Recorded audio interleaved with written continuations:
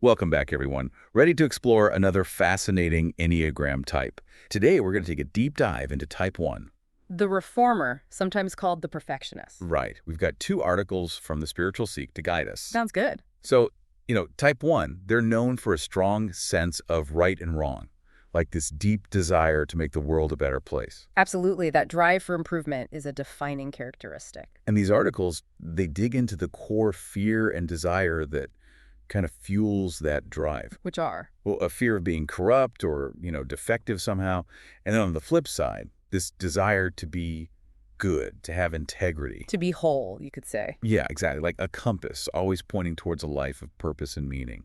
And that compass often leads Type 1s to become advocates for change, right? Yeah. The articles mention some pretty impactful examples: Mahatma Gandhi, Nelson Mandela. Oh, yeah, amazing figures. What struck me was how this desire for a better world can, fuel such incredible contributions. Yeah, absolutely. And it's not limited to just social justice or politics. The articles also mention Michelle Obama and even Tina Fey. Wow, that's a diverse range. So it's not just one specific field or personality type. Exactly. It speaks to the versatility of this type. But, all that drive for improvement, it can have a bit of a shadow side too, right? You mean like the perfectionism? Yeah, exactly. While it's admirable, it can easily tip into self-criticism, always striving for some unattainable standard. Both articles really hit on that. It's like, as a type 1, you might find yourself constantly pushing, never feeling quite good enough. And holding others to those same standards sometimes. Yeah, which could be tough in relationships and at work. One of the articles went into how this plays out in a type 1's inner world. How so? Well, they talk about how type 1s often see the world in black and white, like very clear-cut right and wrong. Right, which can be a challenge when things aren't so clear-cut, especially in relationships. Exactly. And there's this other interesting tidbit. Type 1s are part of the body-based triad in the Enneagram, along with types 8 and 9. Oh, yeah. That's significant. It means they relate to anger in a very fundamental way. Each type in that triad handles it differently, though. So how do type 1s manage their anger then? Well, think of it this way. 8s might express it outwardly, 9s might turn it inwards, but Type 1s, they try to manage it through order and control. So it's like if everything's in its right place, there's less room for anger to pop up. Precisely. It helps them maintain stability, but it can also lead to a buildup of resentment, a disconnect from their own emotions. So for our type 1 listeners out there, this might resonate with you, that struggle to manage anger, finding healthy ways to express those feelings. And the articles had some good suggestions for that. Activities like exercise, journaling, even therapy can be really helpful. Anything that helps release that pent-up energy and process those emotions, right? Right. And it's also crucial for Type 1s to have those people in their lives who offer a safe space to just, be themselves, express those feelings without judgment. That's so important for any type, but especially for ones who might struggle to express anger directly. Now, one of the articles went into relationship challenges specifically, like how perfectionism can impact romantic partnerships. Yeah, that's a common theme, isn't it? Having high expectations, not just for themselves, but also for their partners, it can definitely create friction. The article suggested practicing self-compassion, learning to accept those imperfections, both in themselves and their partners. Which is easier said than done, I'm sure. For sure. And they also stress the importance of open communication, actually expressing those needs and concerns directly. Right. It's about finding that balance between those high standards and actually creating a space where your partner feels loved and accepted, appreciated for who they are. Exactly. And the articles also make sure to highlight the strengths type 1s bring to relationships. Well, they're described as being responsible, reliable, committed partners, really invested in creating a stable and harmonious connection. It all ties back to their core values, doesn't it? Integrity, honesty, fairness. Those are huge for them. Yeah, it's like they're looking for a partner who shares those same principles, that same commitment to personal growth. Makes sense. And the articles talked about how this plays out, not just in relationships, but in everyday life too, work, friendships. They often become the go-to person, the one everyone relies on. The star employee, the dependable friend. Exactly. But again, that sense of responsibility, it can become a burden. Right, because it can lead to burnout. Always saying yes, even when they're already stretched thin. One article pointed out how hard it can be for type 1s to say no, even when they need to. It goes back to that core fear, doesn't it? That fear of being seen as corrupt or defective. Like saying no would make them seem selfish. Like they have to be the helpful one all the time. So learning to set those healthy boundaries becomes crucial for them. Absolutely. Prioritizing their own needs. It's not selfish, it's essential. And the articles had some practical advice there, like actually practicing saying no more often, delegating tasks when they can. It's about finding that balance between helping others and taking care of themselves. Right. So we've talked about how their drive for improvement shows up in their actions, but what about internally? What's going on in the mind of a type 1? Well, one of the articles really went deep into that, describing it as this constant desire for improvement, but also this fear of making mistakes. And that fear, it can be paralyzing, can it? Absolutely. It affects their decision making, their relationships, even their creative expression sometimes. Like overthinking everything, second guessing themselves, afraid to take risks because what if they fail? Exactly. So for type ones, learning to embrace imperfection, to give themselves permission to mess up sometimes, it's huge. Yeah, that's a key takeaway for sure. One article even went so far as to encourage them to try new things, to step outside their comfort zone, even if it means potentially failing. It's about challenging that inner critic, right? Giving themselves the freedom to explore without that fear of judgment. Makes sense. Speaking of exploring, the articles also touched on something else that often fascinates type 1s. Spirituality. Bingo. They often have this deep longing for meaning and purpose. It makes sense, right? That desire for goodness, it often goes beyond just the day-to-day. Yeah, and they might express that through religion, spirituality, or even just a really strong sense of ethics and morality. It's like that connection to a higher purpose. It can be a real source of strength for them. Absolutely. The articles encourage type 1s to explore that part of themselves, to connect with something bigger. Whether that's through meditation, prayer, spending time in nature, whatever resonates with them, It's about finding that sense of belonging, that deeper level of fulfillment, right? right? But, there's also a little caveat there. What's up? Well, the articles pointed out that sometimes type ones can become a little rigid in their beliefs, a bit judgmental of others who don't share those values. It's like finding that balance again, isn't it? Holding on to their principles while also being open to different perspectives. Yes, exactly. Now, this next part, I think it'll resonate with a lot of our listeners, regardless of their type. What's that? How type 1s relate to other Enneagram types. The articles got into the dynamics between them. Interesting. So, like, how their core fear might play out in those interactions. Yeah, for example, they mentioned that type 1s and type 7s, the enthusiast, they might clash a bit. Oh, I can see that. Type 7s, all about spontaneity, avoiding pain, and type 1s with their need for order and control. Exactly. But then, on the flip side, they said type 1s and type 9s, the peacemaker, they can have really strong, supportive relationships. Interesting. I guess that type 1 drive for improvement could be balanced out by the type 9's acceptance, their ability to see multiple perspectives. Right. It was fascinating, this exploration of how different types can complement each other, leading to self-awareness, personal growth, all that. It's like a dance, isn't it?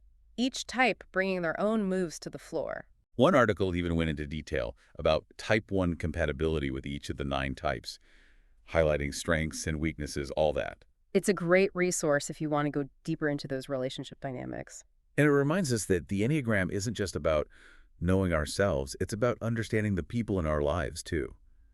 How we can navigate those relationships with more awareness, more compassion. It's a powerful tool for connection. It is. And it's not just about romantic relationships either, right? It's about family, friends, coworkers. Exactly. It's about all those connections that matter to us.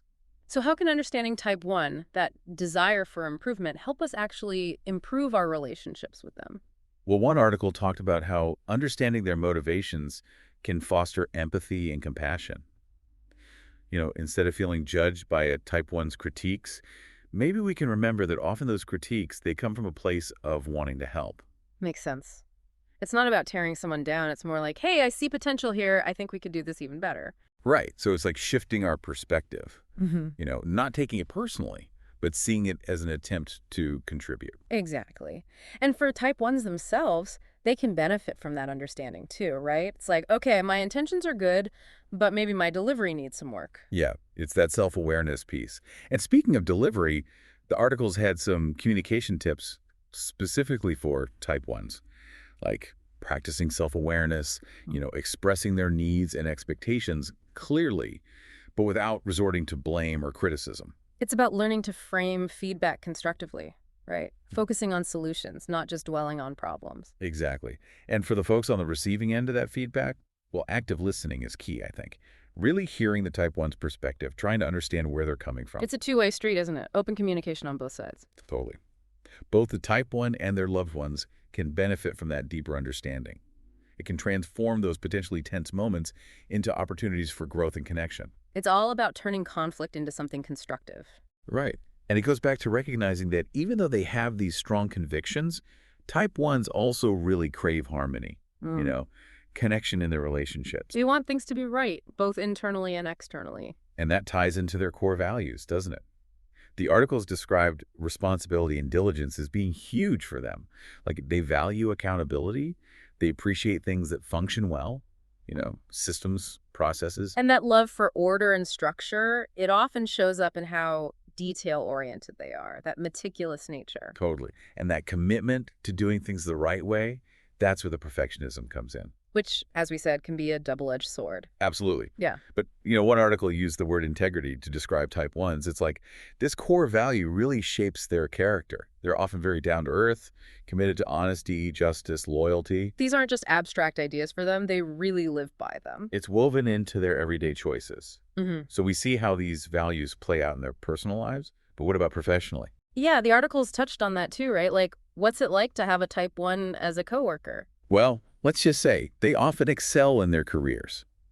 I mean, their diligence, their meticulousness, their high standards, it often makes them top performers. Yeah, they're the ones who always go above and beyond, always deliver impeccable work. One article even called them the star employee, the one everyone can count on. But then there's that potential downside again, right? That drive to be perfect can sometimes backfire in a work setting. Yeah, they might become overly critical of themselves and others, struggling to accept anything less than, well, perfect. It can create a bit of a tense environment sometimes. Like, nobody wants to be micromanaged all the time. Exactly. So for type 1s in the workplace, learning to delegate, learning to trust their colleagues, that's super important. Finding that balance between striving for excellence and also fostering a supportive environment. It's about realizing that everyone has their own strengths, their own ways of doing things. And you don't always have to be in control, right? Exactly. So the articles, they offered some tips for navigating that, focusing on clear communication, setting realistic expectations, practicing gratitude for the efforts of their colleagues, all that. Creating a more positive work environment, which ultimately benefits everyone. Right.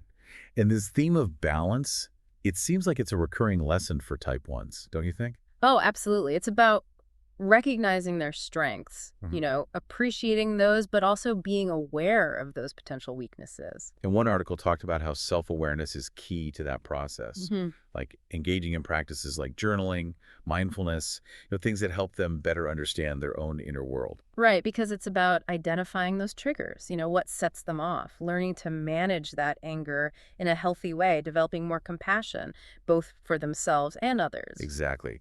And that self-awareness can also help them tap into their creative potential, which I think often gets overlooked. Oh, interesting. So it's like those creative outlets, things like painting, writing, music, those can be really beneficial for them.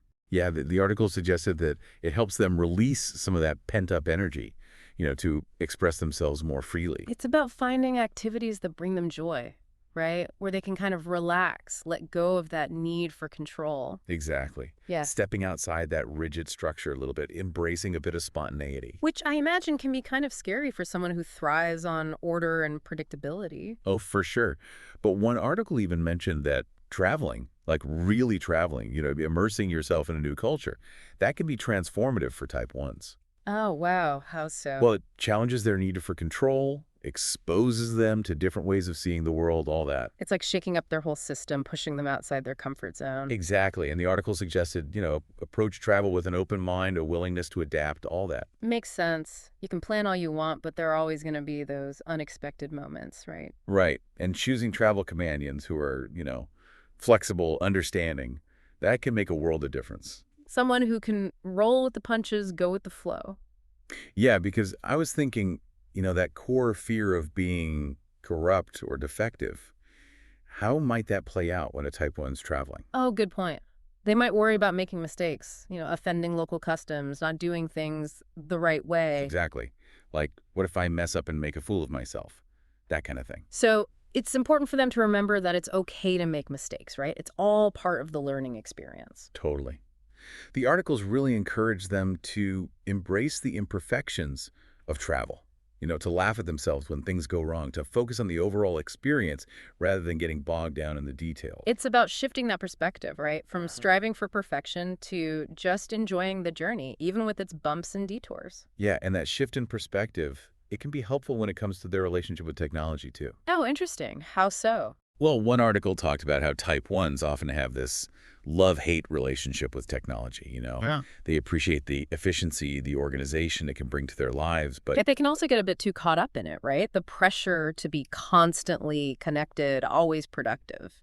yeah, and the article suggested setting boundaries, carving out some tech-free time, prioritizing those face-to-face interactions, that kind of thing. It's about using technology as a tool that supports their goals, not letting it dictate their lives. Right. It's about finding that balance again. Speaking of balance, another area where that comes up is finances, right? Yeah, the articles went into how Type 1s often approach money with a lot of responsibility, a lot of diligence. They're the savers, the budgeters, the planners. They want that financial security. But sometimes that conscientiousness can tip into anxiety, fear of scarcity, that kind of thing. So it's like they're good with money, but they might not necessarily be enjoying it. Right.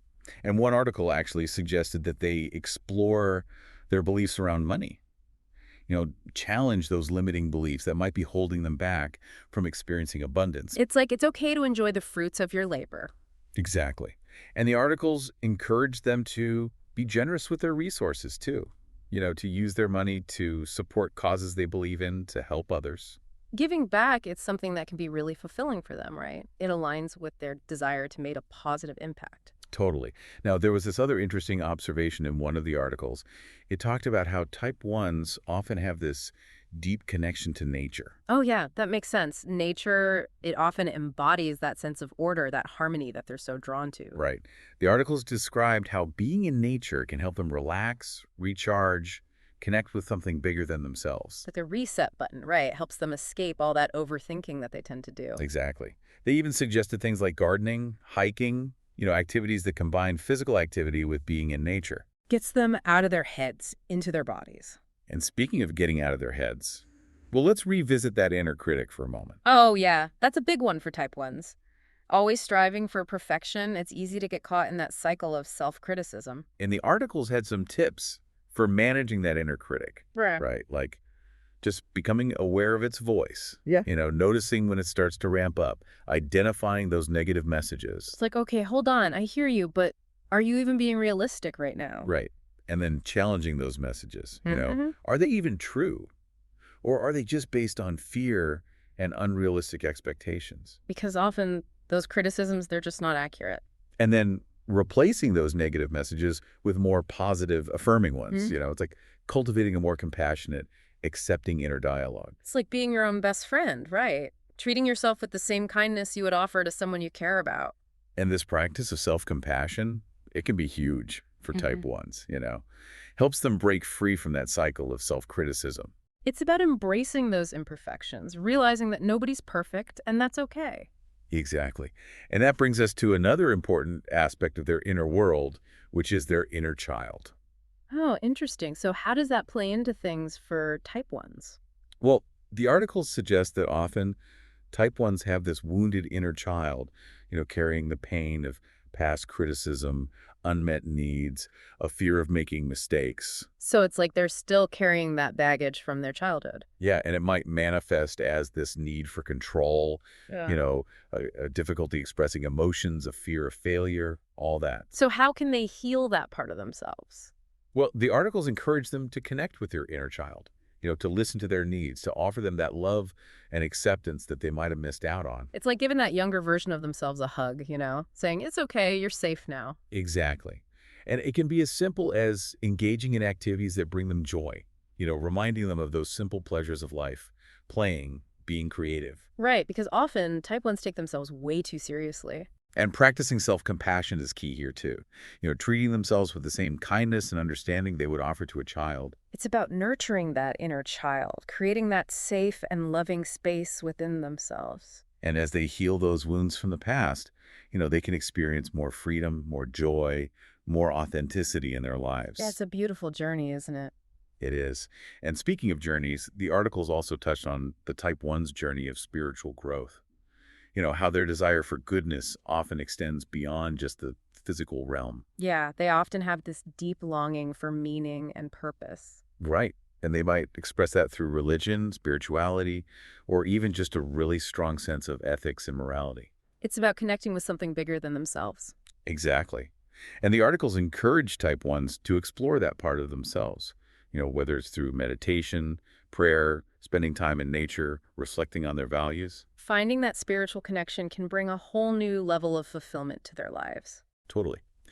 But the articles also cautioned against becoming too rigid, too dogmatic in their beliefs. Right, because that can lead to judgment, to a sense of superiority. Yeah, it's about finding that balance again, holding on to their convictions while also being open to different perspectives. Approaching spirituality with a sense of humility and curiosity. Exactly. Now, here's something that I think is relevant for a lot of us these days, regardless of our type. It's how Type 1s navigate social media, Oh, yeah, that can be a tricky one for anyone. right? Because social media, it can be amazing, right? Connection, learning, all that.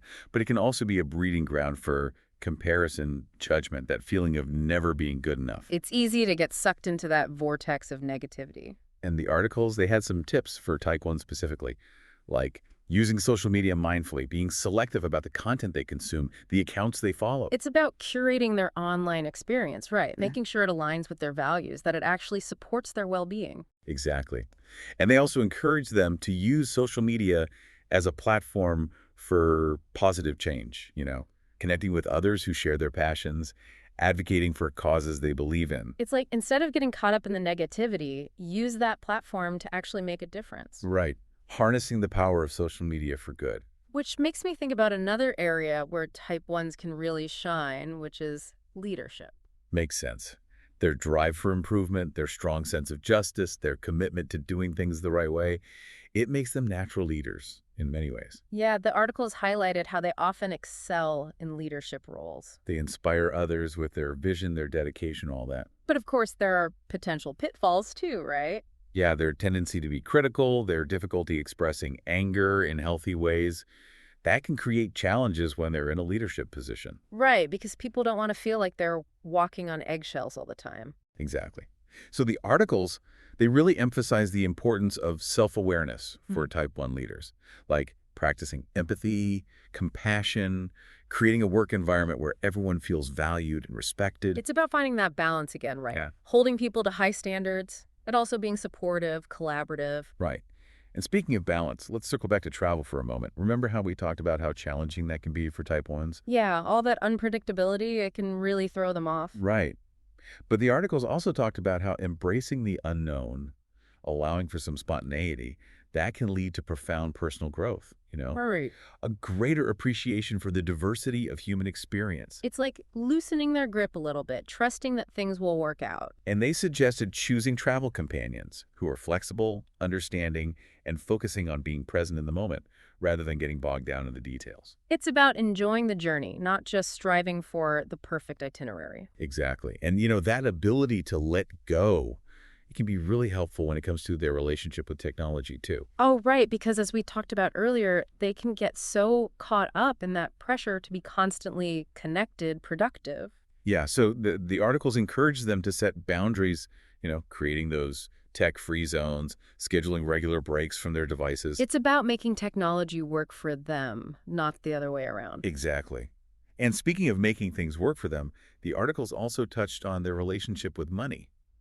Remember how we talked about how they can be so responsible, so diligent? Yeah, the savers, the budgeters, the planners. But that can sometimes tip into anxiety, right? Fear of scarcity, not Mhm. wanting to spend money on themselves. So it's like they need permission to enjoy their money a little bit. Right.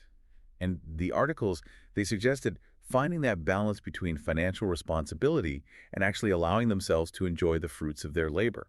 Treating themselves every once in a while, not feeling guilty about it. And they also encouraged generosity, using their money to support causes they believe in. Giving back can be so rewarding. And this next part, I think it ties into that sense of generosity, that connection to something bigger than themselves. What's at that?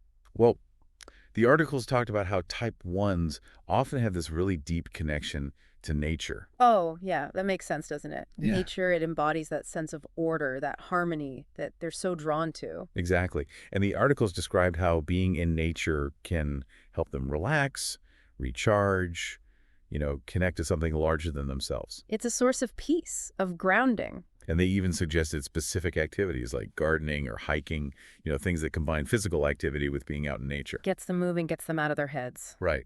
And, speaking of getting out of their heads, we've talked a lot about that inner critic, but there's another important aspect of their inner world that I want to touch on. Their inner child. You got it. The articles talked about how type 1s often have this wounded inner child, carrying the pain of past criticism, unmet needs, that fear of making mistakes. It's like that part of them that never got to just be a kid, to play, to have fun without worrying about being perfect. And it might show up as this need for control, a difficulty expressing emotions, a fear of failure. So how can they heal that part of themselves? Well, the articles encourage them to connect with that inner child, to listen to their needs, to offer them the love and acceptance they might have missed out on. It's about being gentle with themselves, right? Exactly. And it can be simple things like engaging in activities that bring them joy, reminding them of the simple pleasures of life. Like what? Oh, playing games, being creative, spending time in nature, just things that make them feel good. Things that help them reconnect with that sense of playfulness. Right. And practicing self-compassion is key here, too. Treating themselves with the same kindness and understanding they would offer to a child.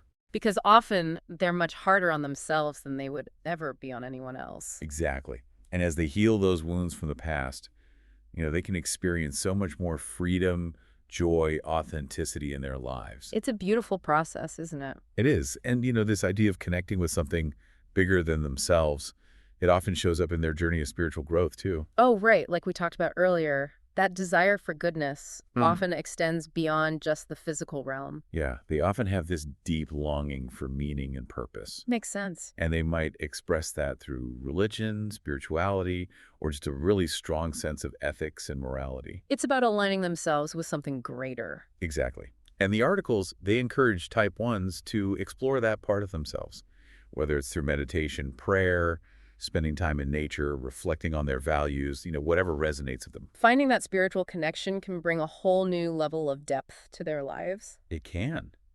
But the articles also cautioned against becoming too rigid, too dogmatic in their beliefs. Right, because that can close them off to other perspectives, to new experiences. Yeah, it's about finding that balance again, Yeah. holding on to their convictions while also being open to different ways of seeing things. Approaching spirituality with a sense of humility and curiosity. Exactly. Now, here's something that's relevant for pretty much everyone these days, regardless of their Enneagram type. It's how type 1s navigate social media. Oh, yeah, that can be a minefield for anyone. Right. Because social media, it's amazing in so many ways, right? Connection, learning, all that. But it can also be a breeding ground for comparison, for judgment, that feeling of never being good enough. It's easy to get caught up in the highlight reel, the curated perfection. And the articles, they had some advice specifically for type 1s, like using social media mindfully, being selective about the content they consume, the accounts they follow. It's about being intentional with their online experience, right? Exactly. And they also encourage them to use social media as a platform for positive change. Connecting with others who share their passions, advocating for causes they believe in. Turning it into a force for good. Exactly. Harnessing the power of social media to make a difference. Which brings me to another area where type 1s can really excel: leadership. Oh, yeah, it makes sense, right? Their drive for improvement, their strong sense of justice, their commitment to doing things the right way, it often makes them natural leaders. They have that vision, that dedication that can be so inspiring. The articles talked about how they often excel in leadership roles, but they also acknowledge that there can be potential pitfalls. Yeah, like what? Well, their tendency to be critical, their difficulty expressing anger in healthy ways, that can create challenges, especially when they're in a position of authority. Yeah, it's one thing to have high standards for yourself, but it's another thing to impose those standards on others. Exactly. So the articles encourage Type 1 leaders to really cultivate self-awareness, to practice empathy and compassion, and to create a work environment where everyone feels valued and respected. It's about leading with integrity, but also with kindness. And finding that balance again, right? Holding high standards, but also being supportive and collaborative. Makes sense. And speaking of balance, remember how we talked about how travel can be so challenging for Type 1s?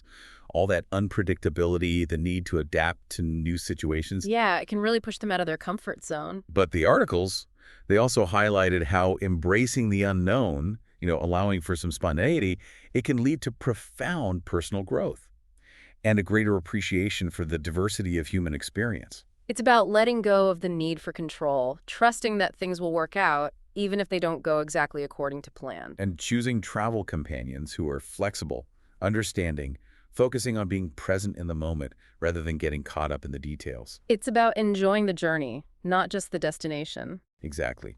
And, that ability to let go, it can be really helpful when it comes to their relationship with technology, too. Oh, right. Because we talked about how they can get so caught up in that pressure to be constantly connected, always productive. And the articles encourage them to set boundaries, to create those tech-free zones, to schedule regular breaks from their devices. It's about making technology work for them, not the other way around. Exactly. And speaking of making things work for them, the articles also touched on Type 1's relationship with money. Remember how we talked about how they can be so responsible, so diligent? The savers, the budgeters, always on top of their finances. But that can sometimes tip into anxiety, right? That fear of scarcity, that reluctance to actually enjoy their money. It's like they need permission to treat themselves once in a while. Exactly. And the articles encourage them to find that balance between being responsible, having that financial security, but also allowing themselves to enjoy the fruits of their labor. It's about having a healthy relationship with money. And they also talk about the importance of generosity, using their money to support causes they believe in, to help others. Giving back can be such a powerful antidote to that fear of scarcity. It can.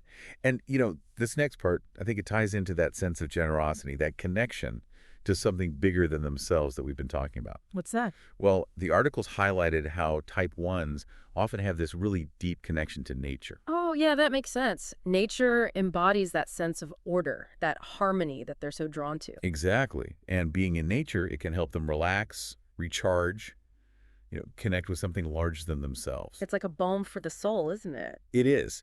And the articles even suggested specific activities like gardening or hiking, things that combine physical activity with being out in nature. It gets them grounded, gets them out of their heads. Right. And speaking of getting out of their heads, we've talked a lot about that inner critic, but there's another really important aspect of the Type 1's inner world that we need to touch on. Their inner child. You got it. The article suggested that Type 1s often have this wounded inner child, carrying the pain of past criticism, unmet needs, that fear of making mistakes. It's like a part of them that never got to fully experience the joy and freedom of childhood. And it might show up as that need for control, a difficulty expressing emotions, that fear of failure, all those things we've been talking about. So it's about healing those old wounds, isn't it? It is. And the articles encourage them to connect with their inner child, to listen to their needs, to offer them the love and acceptance they might have missed out on. To give themselves that compassion they often extend to others. Exactly. And it can be as simple as engaging in activities that bring them joy, reminding them of the simple pleasures of life, playing games, being creative, spending time in nature. Reconnecting with that sense of wonder and playfulness. Right. And practicing self-compassion here is key. Treating themselves with the same kindness and understanding they would offer to a child. Because that inner critic can be so harsh, so unforgiving. It can. And as they heal those wounds from the past, they can experience so much more freedom, more joy, more authenticity in their lives. It's a beautiful process. It is. And, this idea of connecting with something bigger than themselves, it often shows up in their journey of spiritual growth, too. Right, we talked about that earlier. That desire for goodness often goes beyond just the physical world. They often have this deep longing for meaning and purpose, and they might express that through religion, spirituality, or just a really strong sense of ethics and morality. It's about finding that sense of alignment, that connection to something greater. Exactly. And the articles encourage Type 1s to really explore that part of themselves, whether it's through meditation, prayer, spending time in nature, reflecting on their values. Whatever helps them tap into that sense of the sacred. Right. But they also cautioned against becoming too rigid or dogmatic in their beliefs. Because that can lead to judgment, to a sense of being right and everyone else being wrong. It's about finding that balance again, holding on to their convictions while also being open to different perspectives, different ways of seeing things. Approaching spirituality with humility and curiosity. Right. Now, here's something I think is relevant for pretty much everyone these days, regardless of their Enneagram type. It's how type 1s navigate social media. Oh, yeah, that's a tricky one. It can be a real double-edged sword. It can. Because social media is amazing in so many ways, right? Mhm. Connection, learning, all that. But it can also be such a breeding ground for comparison, for judgment, that feeling of never being good enough. It's easy to get caught up in the highlight reel, to compare our behind the scenes to everyone else's carefully curated perfection. Exactly. And for type 1s, who are already prone to that kind of self-criticism, it can be even more challenging. So the articles had some specific advice for them, like using social media mindfully, being selective about the content they consume, the accounts they follow. It's about being intentional with our online experience, right? Making sure it's actually feeding our souls, not depleting us. And they also encourage type 1s to use social media as a platform for positive change, to connect with others who share their passions, to advocate for causes they believe in. Turning that energy for improvement outwards. Right. Harnessing the power of social media for good. Which brings me to another area where type 1s can really shine: leadership. Oh, yeah, that makes sense, right? Their drive for improvement, their strong sense of justice, their commitment to doing things the right way, it makes them natural leaders. They inspire others with their vision, their integrity, their dedication. And the articles highlighted how they often excel in leadership roles. Mm-hmm. But they also acknowledge that there can be some potential pitfalls. Like what? Well, their tendency to be critical, their difficulty expressing anger in healthy ways, that can create challenges, especially when they're in a position of authority. Right, because nobody wants to feel like they're constantly being judged or criticized. Exactly. So the articles encourage type 1 leaders to really cultivate self-awareness, to practice empathy, compassion, and to create a work environment where everyone feels valued and respected. It's about leading with heart, not just with head. And finding that balance again, right? Holding high standards, but Holding high standards, but also being supportive and collaborative. right. It's about creating a work environment where people feel motivated, not micromanaged.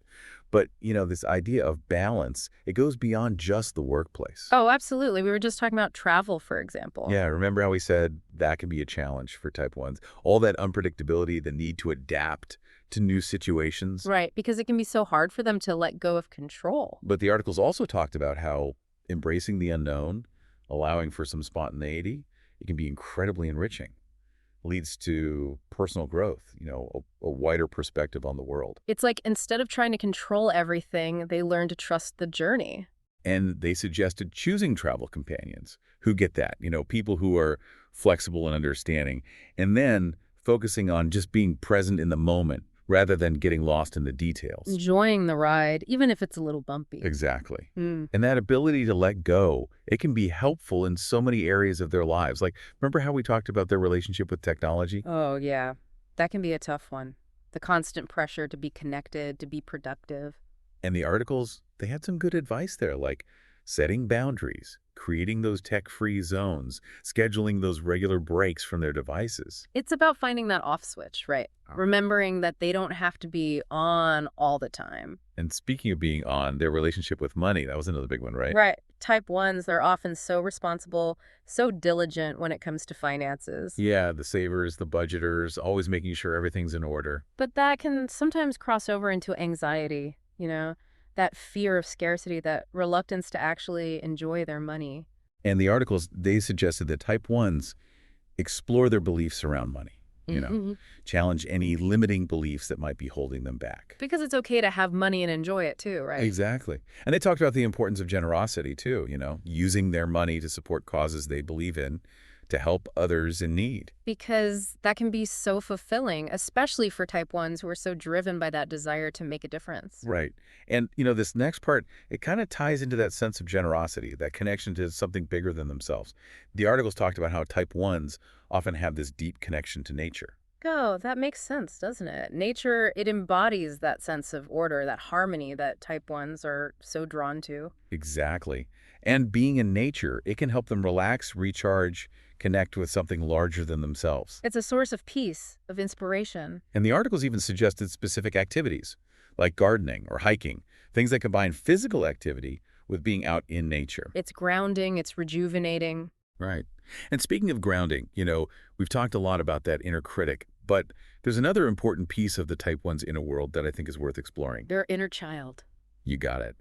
The article suggested that Type 1s often have this wounded inner child, carrying the pain of past criticism, unmet needs, that fear of making mistakes. It's that part of them that never really got to just be a kid, to play freely, to explore without worrying about being perfect. And it might show up as that need for control, difficulty expressing emotions, a fear of failure. So it's about healing those old wounds, It is. And the articles, they had some great suggestions, like connecting with their inner child, listening to their needs, offering them the love and acceptance they might have missed out on. giving themselves that unconditional love that they often give so freely to others. Exactly. And it can be as simple as engaging in activities that bring them joy, reminding them of the simple pleasures of life, playing games, being creative, spending time in nature. Anything that helps them reconnect with that sense of playfulness, that childlike wonder. And practicing self-compassion is huge here too, treating themselves with the same kindness and understanding they would offer a child. Because that inner critic can be so loud, so relentless. It can. But as they heal those wounds from the past, they can experience so much more freedom, joy, authenticity in their lives. It's a beautiful thing to witness. It really is. And, we've covered so much ground in this deep dive, but I think it's worth circling back to one of the core themes we've touched on throughout. Balance. Exactly. Finding that balance between their strengths and their challenges, between striving for excellence and accepting imperfection, between holding high standards and offering compassion. It's a lifelong journey, isn't it? For all of us, really. It is. And for our listeners out there who identify as Type 1s, embrace your strengths, acknowledge your challenges, and remember, you're not alone in this. And for those of you who are in relationships with type 1s, practice empathy, understanding. Remember that their intentions are often good, even if their delivery isn't always perfect. The Enneagram, it's such a powerful tool for self-awareness, for growth, for understanding ourselves and each other better. It really is. And it can help us navigate all the complexities of life with more compassion, more grace, more connection. Couldn't have said it better myself. Thanks for joining us on this deep dive. We hope you found it insightful. It's been a pleasure exploring the world of type 1 with you.